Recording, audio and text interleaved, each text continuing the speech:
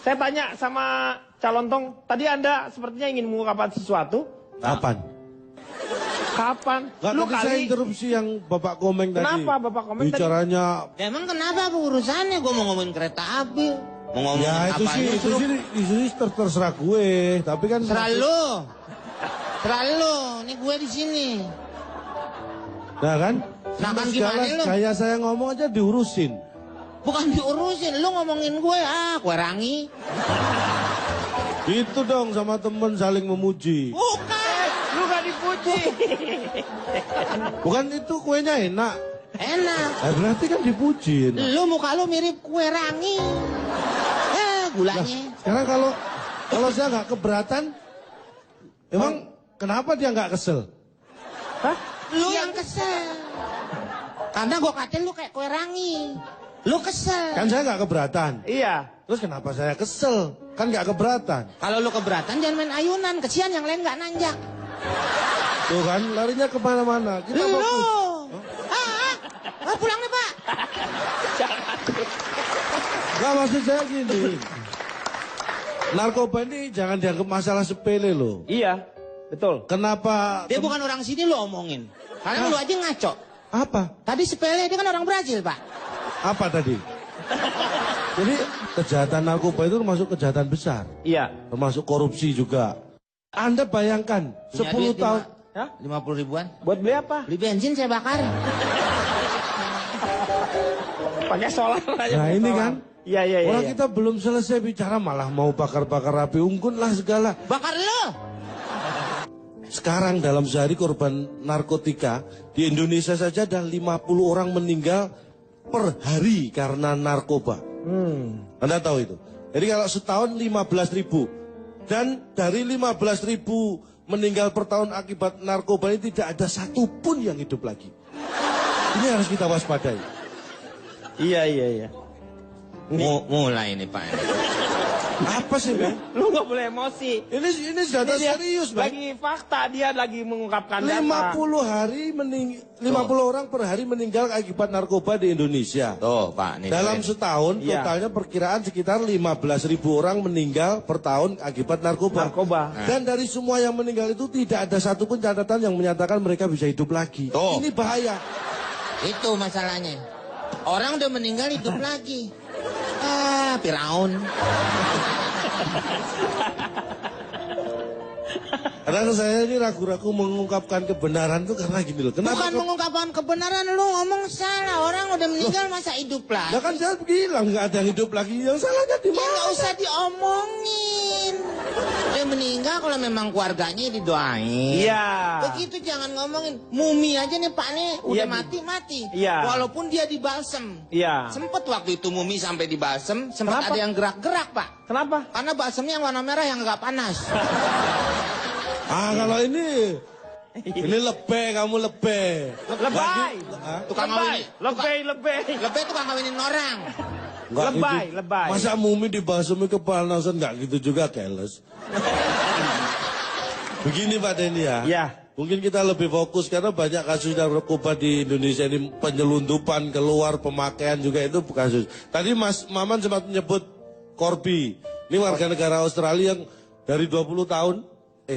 Iya, 20 tahun hukumannya, dipotong 11 tahun. Dipotong 11 tahun, total semua remisi. Ini sesuatu yang menurut saya perlu dipertanyakan ya. Bukan dari Saudi, Pak. Siapa? Corby?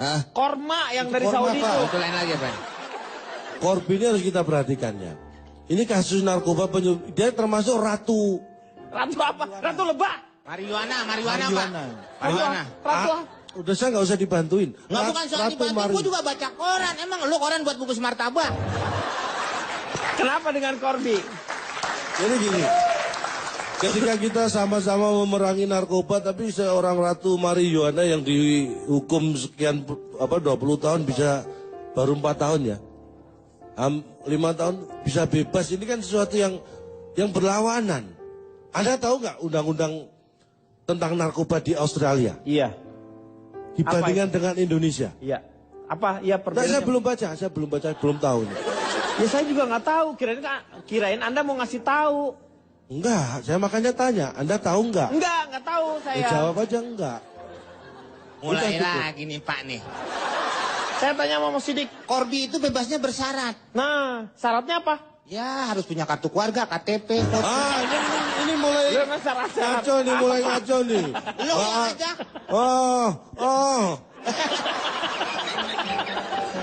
Saya boleh tanya Pak Dedi? Boleh. Kepada siapa? Kan Pak? Meng, Bukan saya kan Pak, emang dia yang mau mulain saya, Pak. ya patungan yang beli bensin ya. Makanya, Gue juga patungan deh. mau nanya sama siapa? Lu mau nanyanya ke siapa? Ke Positif boleh kan? Ya boleh. Kalau nanya yang bener sama siapa? Plastik sabu. Plastik sabu. Saya tanya, berat badan Anda berapa? Dia nggak mau ngukur. 130.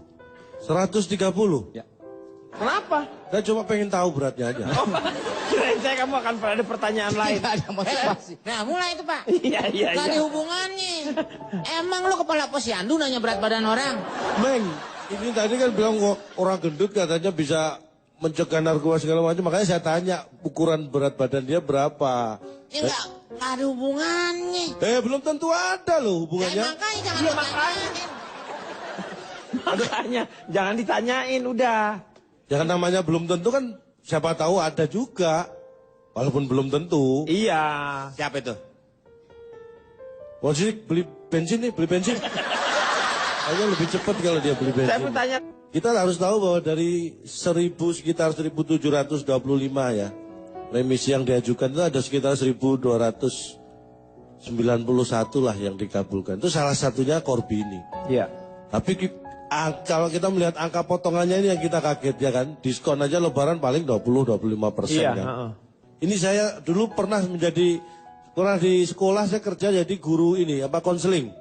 BP kalau zaman dulu. BP, iya. Karena perilaku anak itu dari kecil, sekolah itu bisa kita awasi.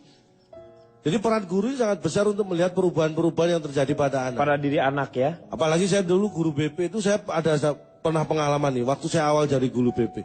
Ada satu anak yang ini aneh menurut saya perilakunya. Setiap istirahat nggak pernah keluar kelas. Loh. Hampir seminggu saya ikutin, jadi saya lihat dari luar gitu ya. Temannya pada keluar, ini anak satu nggak pernah keluar kelas. Saya pikir hari itu aja. Besoknya sampai seminggu saya amati, Anak tetap itu dia nggak pernah keluar dari kelas. Loh. Saya penasaran, akhirnya saya ajak guru yang lain, saya tunjukkan, ini ada anak yang aneh. Setelah ditunjukkan ternyata saya yang salah, itu ternyata alat peraga anatomi tubuh. Lo peragaan anak-anak. Ya saya kira murid. Kenapa dikasih seragam? Pantesan lo nggak keluar-keluar. Beli. Enggak, saya mau pamitnya udah gak kuat Pak. Sini Pak. Apa sih Meng? Ini cerita pengalaman. Dia cerita pengalaman. Lu ngomong gak bener. Itu kan boneka yang ada di kelas Iya. Pak. Dikata anak sekolahan. Kunciran orang botak. Orang botak ada kuncirannya gimana? Kunciran orang botak. Ini yang di depan kuncirannya ada. Kalau kan kamu bisa lihat, dikuncir ya, iya, Pak Bokan iya. ya. Oh, masih bisa. Lo kunciran orang botak gimana sih? Jadi coba aja. Masih bisa Pak ya. Susah Jadi itu. banget. Jadi peran orang tua, peran guru, peran semua ini masyarakatnya harus berperan. Bukan hanya pemerintah. Pemerintah kalau masalah hukum itu masalah pemerintah lah. Tapi Jadi harus ada peran serta dari orang tua orang tua. penting sekali. Contohnya saya melatih disiplin pada anak. Anak saya itu saya latih disiplin karena kalau orang disiplin dia akan insya Allah ya, Iya. akan susah untuk dimasuki hal demikian. Anak saya itu sekolah jam 7 saya suruh paling telat jam 5 pagi dia sudah harus bangun. Bangun, iya. Iya. Itu disiplin. Disiplin. Kalau udah bangun ngapain Pak? Bangunin Papa. Saya selalu bilang gitu ke anak. Kenapa? Kenapa? Lu bangun lu siang orang tua.